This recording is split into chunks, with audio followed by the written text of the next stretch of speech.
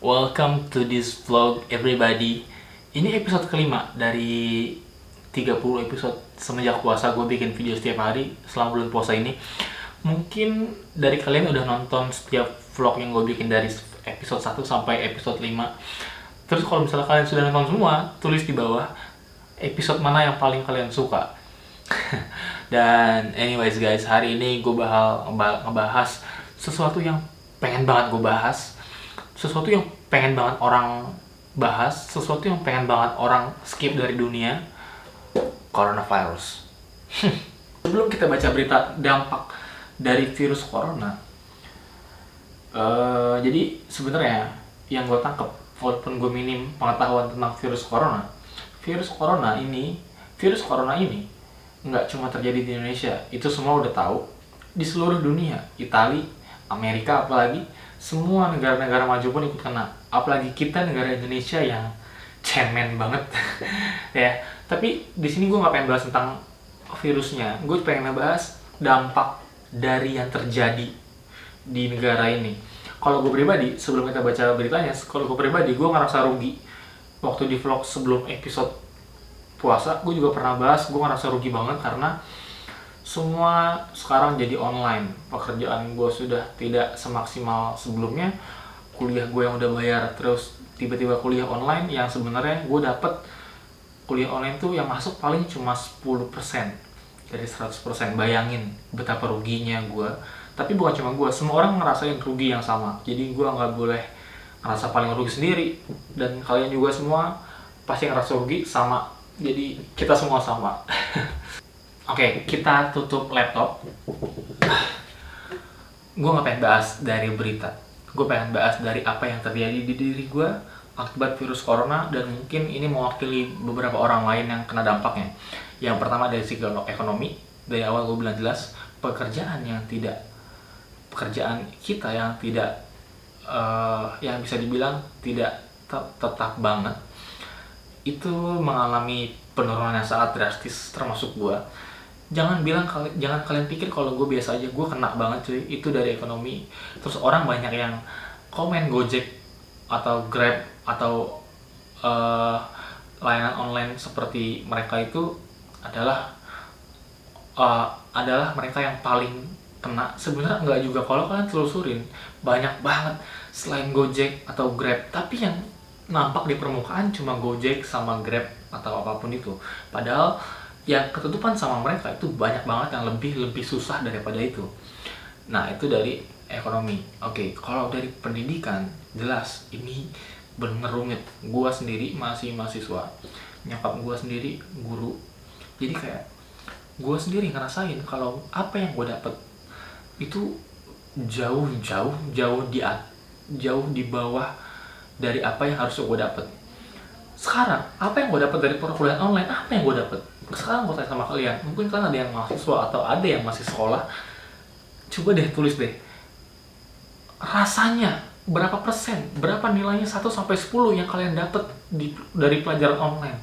Gue pribadi, kalau gue nilai dari 1-10, gue cuma bisa nilaiin 2. Kalau gue persenin, gue cuma bisa persenin ini 10%.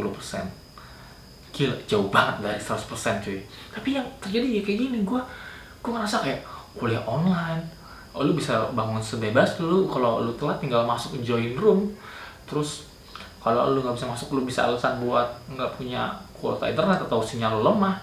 Kayak banyak banget hal kayak gitu. Tapi dibalik semua itu, kalau misalnya semua itu lancar, nggak ada kendala, dari penyampaian materi, apa lu bisa seaktif lu di kelas? Apa lu bisa dapat semua materi seperti yang di kelas? Enggak ada. Tapi ya gue bisa kritik itu, tapi gue bisa, sebenarnya gue harus ngasih solusi juga. Gue juga apresiasi kayak menteri pendidikan, Nadiem Makarim. Gue apresiasi kayak mulai banyak mempersiapkan pengajaran, metode pengajaran selanjutnya sampai akhir tahun. Itu gue sangat apresiasi. Tapi kalau misalnya ada yang ngerasa kayak benci juga sama keadaan yang sekarang, kita nggak bisa menyalahkan siapapun, men. Kalau emang kita nggak bisa nyalahin siapapun, karena emang keadaannya sama semua gitu. Itu dari pendidikan ya. Apalagi gue kuliah S2, gue baru bayar, baru kuliah seminggu 2 minggu, sebulan lah maksimal, nggak nyampe sebulan, terus tiba-tiba libur karena corona. Kayak, men, lu benci gak sih? Sedangkan katanya ada kabar kalau misalnya pendidikan ini atau misalnya atau WFH ini berlangsung sampai akhir tahun 2020. Siapa yang kuat akan hal itu, men? Maksud gua kayak, apa yang bisa dihasilkan? Apa yang bisa lo dapet dari setahun seperti ini, tau nggak? Itu yang pertama. Itu yang kedua, tentang pendidikan. Itu buat gua pribadi yang sebagai mahasiswa, sebagai orang yang mungkin gue bilang buat diri gue adalah orang yang kreatif. Jadi masih bisa banyak ngakalin suatu hal. Bagaimana orang yang ekonominya lemah, pengetahuannya lemah, terus sarana prasarana yang nggak ada buat ikutin kelas online, gimana caranya? Boro-boro kuota HP aja bareng-bareng sama satu keluarga. Kayak gimana ilmu bisa nyampe ke otak orang-orang kalau Indonesia sendiri nggak siap. Sebenarnya kalau misalnya mau nyalahin tentang sarana prasarana, sebenarnya kalau buat nyalahin sarana prasarana, gue benar-benar totally nyalahin pemerintah.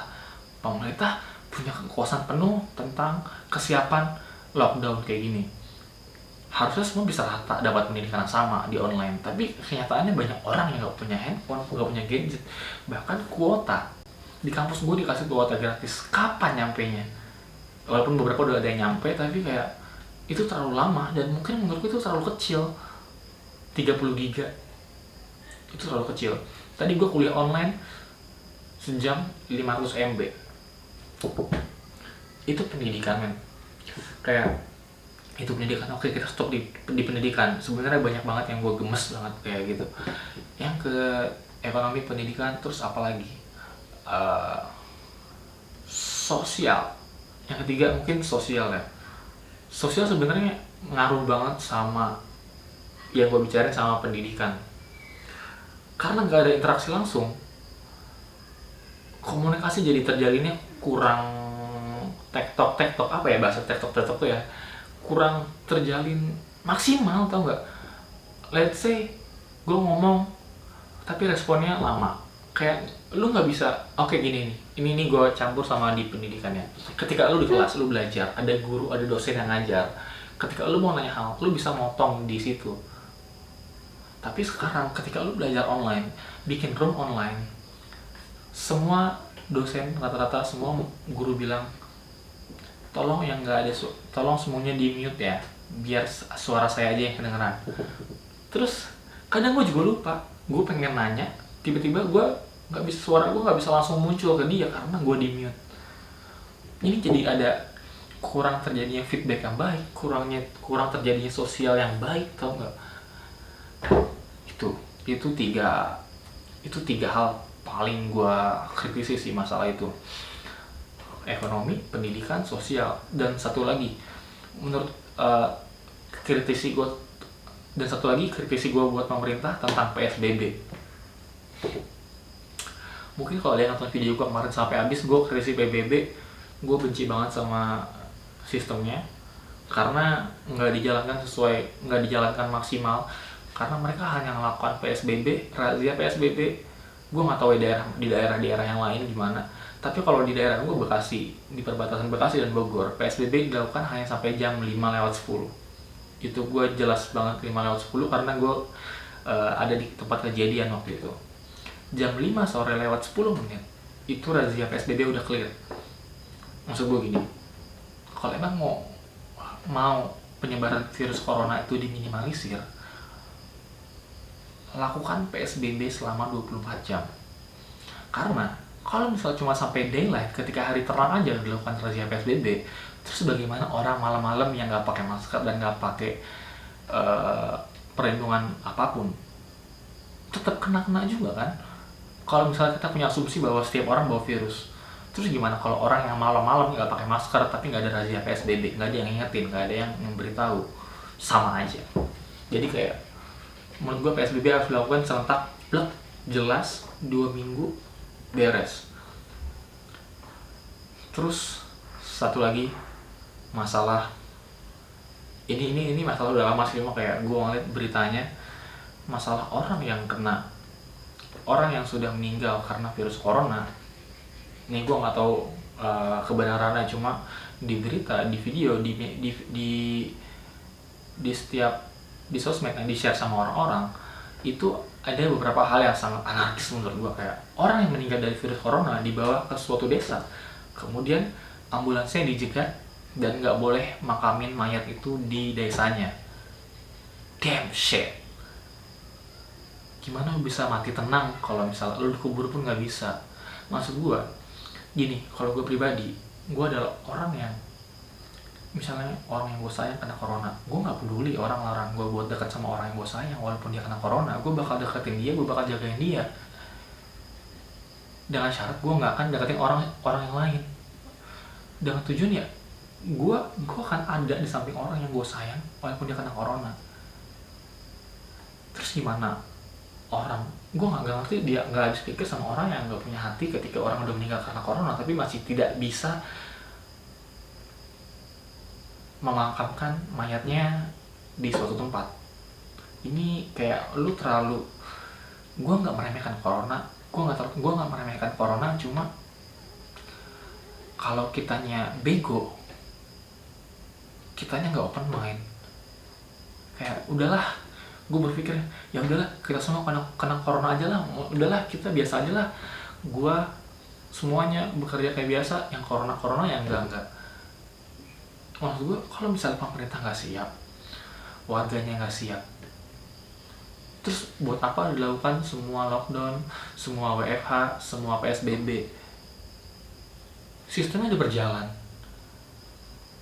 tapi masyarakatnya, pemerintahnya itu nggak siap. Itu gimana? Jadi kayak kita ngelakuin, misalnya gue di rumah stay home, tapi ternyata orang di luar sana masih banyak ngelakuin hal yang masih dilarang.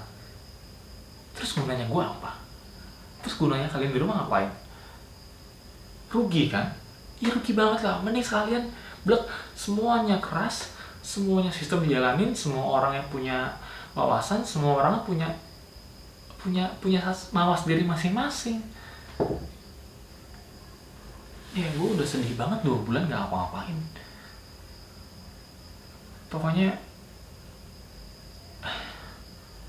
ini gue bukan bahas berita sih sebenarnya, jadinya gue kayak curhat. Tapi sebenarnya ini yang pengen gue sampaikan tentang corona.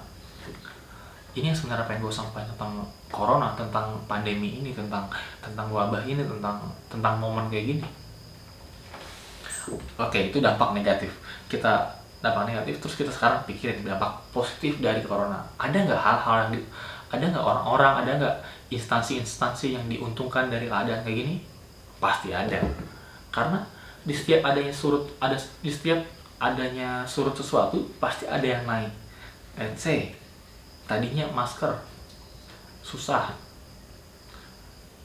akhirnya seiring dengan jalannya waktu akhirnya masker ada lagi. Yang kedua, sanitizer awalnya susah banget, akhirnya sekarang karena susahnya itu kita mulai beradaptasi dari homemade, kita buat sendiri sanitizer. Itu positifnya, orang-orang jadi berusaha untuk apapun itu handmade dan kreatif. Terus apalagi itu dari segi kebersihan, apalagi dari segi kreativitas.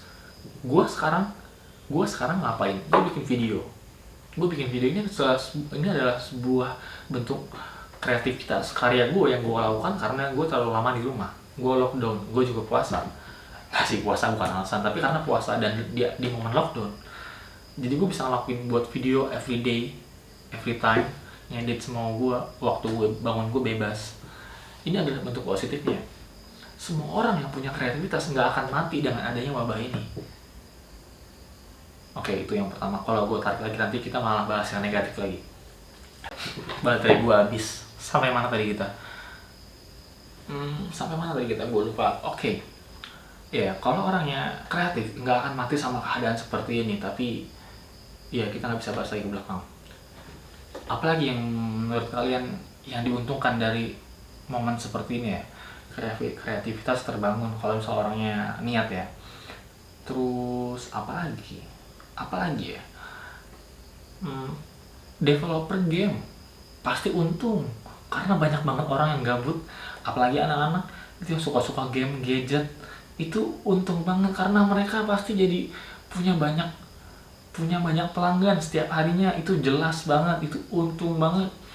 Apalagi internet itu jelas banget untung banget karena setiap orang need internet. Apalagi hmm, sebenarnya banyak sih diuntungkan juga, kayak nggak mungkin ada satu hal yang rugi di sini, rugi juga pasti di sini untung. Nggak mungkin di sini untung di sini untung, pasti ada yang rugi juga. Kayak setiap momen pasti ada pasang surutnya, setiap wabah pasti ada positif negatifnya. Buat gua, saran gua pribadi, buatlah sesuatu di rumah apapun itu yang kalian suka. Kayak gua mungkin videonya nggak asik ditonton, mungkin video gua nggak layak buat didengarkan, ditonton, tapi ini adalah bentuk kreativitas dan produktivitas gua. Kalau gua nggak kayak gini, kalau gua cuma bisa diem aja, apa hasilnya? Lebih bullshit kan. Ya, semoga ini gue lega banget sih, walaupun gue sendiri tapi gue ngerasa kayak cerita di depan kalian. Nggak tahu nih ada yang nonton sampai sini apa enggak, yang jelas kalian keren banget. Gue juga kayak hanya meluapkan apa isi hati gue, apa isi pikiran gue, karena sebenarnya masih banyak lagi hal-hal yang berat menurut gue, yang gue ngerasa gue rugi di momen seperti ini, rugi banget. Ya jadi gitu ya teman-teman, semoga kalian dalam keadaan sehat selalu, dijauhkan dari segala virus, penyakit apapun itu. Semoga kalian tetap bersyukur, amin. Semoga kalian masih bisa makan, amin. Kalau nggak bisa makan gimana, gue nggak tahu juga, gue juga repot ya. Semoga kalian selalu dalam lindungan Tuhan kalian. Ya mulailah buat sesuatu kayak gue. Jelek atau bagus itu nanti urusan nanti, seenggaknya kalian harus punya sesuatu yang bisa kalian show di orang-orang atau apapun itu. Tapi balik lagi, bikin hal yang emang kalian suka. Itu aja dari gue, terima kasih yang udah nonton, apalagi udah subscribe. Saya Fauzan Azmi, Anda siapa? Terima kasih udah nonton, apalagi udah subscribe. Kita ketemu di video besok, dadah.